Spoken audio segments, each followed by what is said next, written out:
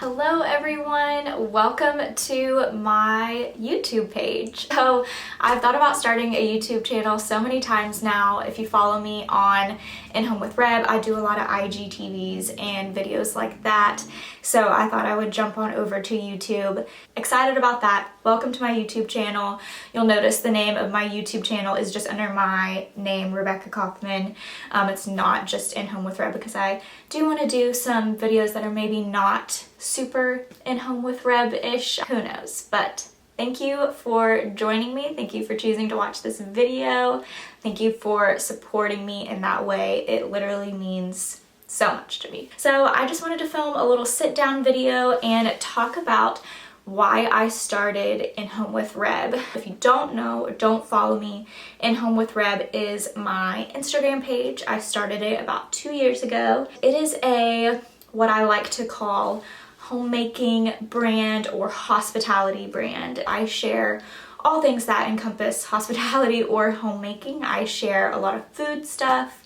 I create recipes and share them. I also share recipes just that I love that are from other people. I love sharing health tips, things that I've learned, how I've decorated my home, little decorating tips, plants, gardening, baking, all those sort of things. I like to think of myself as like a modern homemaker. I think this idea of homemaking kind of has a negative or old school connotation with it, but I think we can kind of take this idea of homemaking and make it 2021 version. So I think you can be independent. I think you can be successful. I think you can run a business and also be really good at homemaking and making your home comfortable and being really hospitable. I think people have this idea in their head now that you can't really do both. I definitely am someone who thinks differently. I think you can definitely do both. So I like to share all those types of things on my Instagram page. But today's video will be more about why I started In Home with Reb. So I guess I'll start with how I got to the point of creating In Home with Reb. I grew up never knowing what I wanted to do with my life. I changed my mind literally every year of my life. Every year in school when they would ask you, like if you look back through my answers, I literally say something completely different every single year. Like I just have always had no idea what I wanted to do. I've always changed my mind and been like, oh, this is exactly what I want to do. This is what I'm meant to do. And then like 6 months or a year later, I'm like, no, I want to do this. So I've always, oh, hello. Here's a little fact about me. I have a golden retriever puppy. His name is Comet. Ow. He's a little wild because he's just a baby. We'll see how this goes. Basically, I have never known what I wanted to do with my life. When it was time for me to go to college, I decided to major in business because it seemed like a very general option, something I could do pretty much anything with. I also just have a lot of people in my family in the business world and had just always seen that growing up and was very familiar with that. My mom has worked for a big company for a while and is really successful. Both my grandparents own their own businesses. Dad has always worked in management. So I just grew up surrounded, hearing like the language of business all growing up, and it was like always talked about. So it was just a very familiar idea for me, something I felt really comfortable with, and I could always see myself owning my own business or running my own business one day. I just didn't really know what that looked like at all. So I decided to major in business and just go with that. I thought for a minute that I wanted to work for a big company and move my way up and just be really successful in that sense. Throughout college and honestly in high school too, I did different internships and worked for a couple different businesses in like marketing departments and just business departments. Did that for several years, like during the summer and during school, and just never felt like that was right for me. I've always been pretty independent. I've loved doing my own thing, always had a lot of ideas, and just never was interested in being bound to the system or working for the system. So was just kind of feeling that way. And then I graduated from college with my business degree in December of 2018 and really struggled Just gonna let him chew on my arm for a second. Just as I was getting really serious.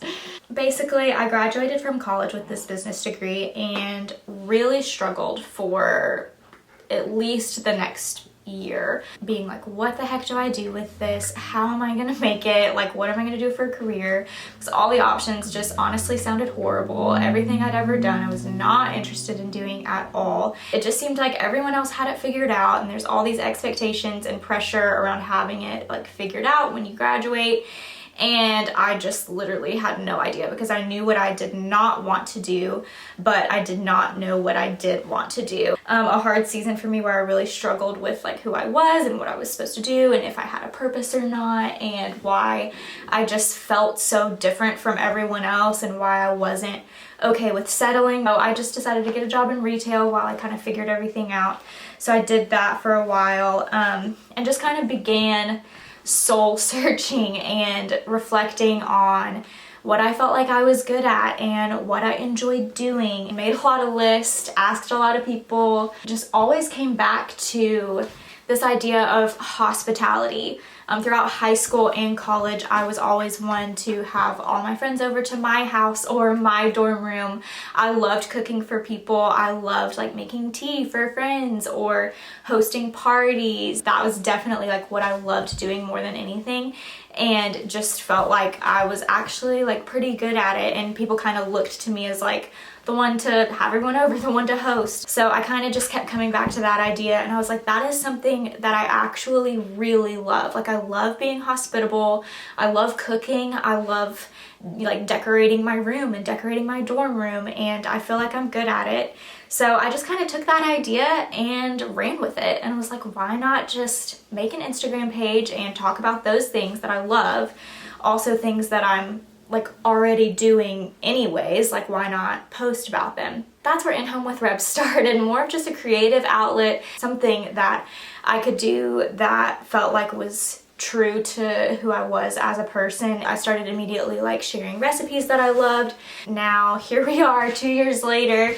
When you decide to pursue something that's a little different from what a lot of other people are doing or what other people think you should be doing, you definitely get a lot of criticism, and I've definitely experienced my fair share of criticism and people thinking that I'm wasting my time doing this and that there's no way I can make a career out of this. So I've just kind of gotten to this point now where I'm like, you know what, I enjoy doing this more than I've ever enjoyed doing anything in my life. And I'm seeing other people be really successful off of doing similar things. I've gotten to the point where I actually believe it is so possible to be successful doing something like this. I've just decided that I don't really care what people think anymore, and if people think I'm not going to be successful, then that's fine. That's what they think, and it's not really anything to do with me. I've decided to just pursue things a little more than I have in the past because I genuinely love it so much, and I feel like it's just very true to who I am as a person. That's where we are now, 2 years later. I do want to talk about kind of my inspiration behind In Home with Reb, why I love all these things, why I love hospitality and cooking and healthy living, all of those things like that, because I feel like that's a big part of who I am and the story behind the brand, and hopefully it can make you feel that much more connected to me. I grew up very Southern. I have a very Southern family. It was something that for a while I like thought that, you know, being like a country girl was not like the coolest thing or the trendiest thing. So I definitely have tried to hide those parts of me for a while. I would just decided like, why am I doing that? It's a part of who I am. These are things that I genuinely love. I love biscuits and gravy, and I love being out on the farm, and I love animals, and I love country music, and I'm just not gonna hide those parts of me anymore. So definitely how I grew up. I'm born and raised here in Nashville, Tennessee, and love it so much. But growing up, I spent a lot of time with my grandparents. I spent probably the most time with my granny, which is my dad's mom. I would go home with my grandmother most days after school, and just from a very early age, I was just surrounded by her hospitality. And it's something I never really noticed until I got older, but something I just respect and admire so much about her, like thinking back on all those years with her. She is the best cook on the planet. Like, she could whip up anything, she could bake anything. So much of what I make is inspired by her. She just made the best chicken and dumplings, which is one of my favorite recipes to share. So I spent a lot of time with her, and every single day she was making something for somebody else. She was making dinner for me. She was baking something because it was someone's birthday. Totally encompassed this idea of hospitality and servanthood. I just want everyone to feel like they're at my granny's house when they come to my house. I want them to feel like they don't have to worry about a thing. Like, you're gonna have dinner, you're gonna have dessert, you're gonna have tea after. My home is gonna be clean and comfy for you. Like, just every need taken care of. That is always how I felt being at her house, and I want people to feel like that when they're at my house. If you cannot tell, is a big part of my story and why I love so many of the things that I do, and also where a lot of my southern cooking comes from. Also, just my family is great. My parents, my mom is the hardest working person that I know and has always worked so hard to take care of us. I feel like a lot of my independence and my drive comes from her, for sure. And so I feel like that's the reason why I've stuck with In Home with Reb for the last 2 years, even though it hasn't really worked by a lot of people's standards. My other grandmother, my mom's mom, is the most independent person that I know, and she has definitely paved her own way and made a career for herself and just been a very successful woman. I just had the best grandparents ever. My granddad means so much to me. He's taken care of me so much growing up. So I definitely want to be successful and give back to him because he's done so much for me and just means so much to me. My dad is also a huge part of who I am. He definitely encompasses a lot of my southern roots that are just ingrained inside of me, that are never going away. We love listening to country music together. He's also a really great cook, makes the best fried chicken ever, and so my fried chicken recipe is from him. Everyone just in my family has definitely played a part in who I am today, and a lot of those aspects of In Home with Reb are because of them. So I felt like it was important to talk about them. Another big part of why I love In Home with Reb is because I love cooking, but I did not cook my whole life. When I was about 15 or 16, my mom actually got pretty sick, and we went through a really hard time in our family. It just resulted in this really big lifestyle change. So before my mom got sick, we weren't very health conscious. We weren't super mindful of the food that we were putting in our bodies. As a part of her healing, she really took the time to educate herself on foods that were really good for you, foods that would boost your immune system, because like I said, she's literally the most hardworking person ever. So she was like, I gotta get back to work, I'm gonna do whatever I can for my body to speed this recovery up. I started reading so many books on the importance of eating organically and not putting toxins in your body and staying away from artificial ingredients, and how all these things just can be so bad for you and so scary. So that is a very monumental time in my life that has definitely impacted the person I am today. So healthy living is definitely something that's very important to me. After that happened, when I was about 15 or 16, we really made a complete diet change and started eating completely differently. That is also when I started cooking. It became really important to us to eat more home-cooked meals, things like that. So I started cooking because, like I said, my mom worked a lot, and so it was really hard and stressful for her to work a long day at work and then come home and have to figure out what to make for dinner. So I started cooking just to kind of help out. It was interesting to me at the time. So that's when I started cooking and just kind of didn't stop from there. I definitely started off very basic. I think I made spaghetti like every night for dinner. It just kind of grew from there, looked at Pinterest a lot, read a lot of cookbooks, really decided that I loved it. So that is kind of when and why I started cooking. Definitely come a long way since then. So that's a big part of why I love cooking so much now and why I love sharing recipes with you guys, especially healthy recipes.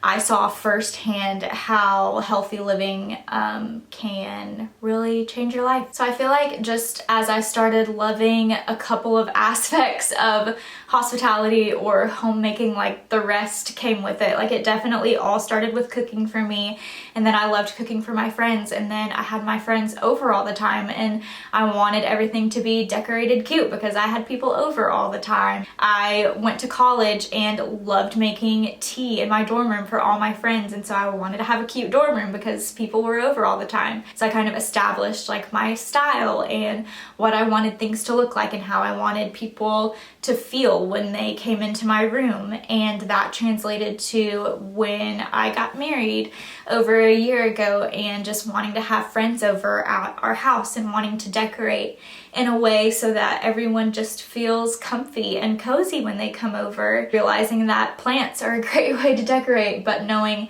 nothing about plants. So I took a lot of time to just research and ask people and learn about plants. So things just kind of led from one thing to another to where I am today, and all these things surrounding this idea of hospitality and homemaking that I love so much and am so passionate about. I hope that all makes sense. Those are just a few little nuggets of my story and of who I am. Obviously, there's so much more, but those are a few key things that led me to where I am today and to starting In Home with Reb, and are kind of the inspiration behind all of it. So I felt like it was important to share, especially moving forward. Like, it's important to know if you're following along, who you're following and who you're supporting, and just a little bit more about me. I did want to end this video with a little Q&A, just some different questions that you guys asked about me and about In Home with Reb, and just to kind of give you a little background. So I'm going to answer a few of those. Okay, so I have all my questions here. The first question is, what inspires you most? And I would have to say my family, like how I talked about my granny and my mom and just everyone in my family. They definitely inspire me more than anything, and I want to be just like them and I want to make them proud.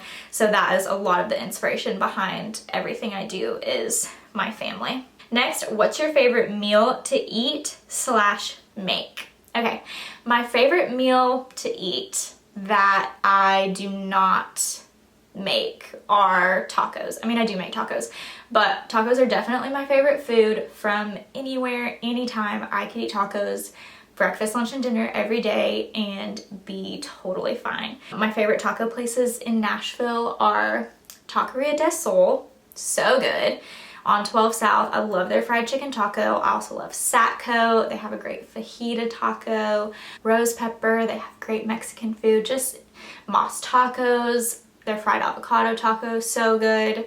Those are just a few off the top of my head, but I'm a big taco girl, so that's my favorite meal to eat. My favorite meal to make are probably my chicken and dumplings. That's one of the first recipes I started making for In Home with Reb. It's just a recipe that, unless you grew up like really Southern, you maybe haven't had, and so I love making it for people. It also tends to impress people, even though it's not the hardest thing to do.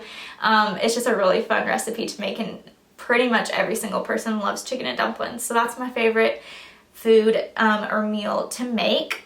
Next, what's your favorite show? So that's a fun one. I love a good drama. So I love Grey's Anatomy. I love Gossip Girl, Vampire Diaries. I also love watching Food Network. Me and my husband William, that's what we do like every single night, is watch Food Network. So I love Guys Grocery Games, love Chopped. How long have you been doing In Home with Reb? So like I said, it's been almost 2 years now. I actually just went back and looked, and my first post was on March 1st, 2019. So almost exactly 2 years ago.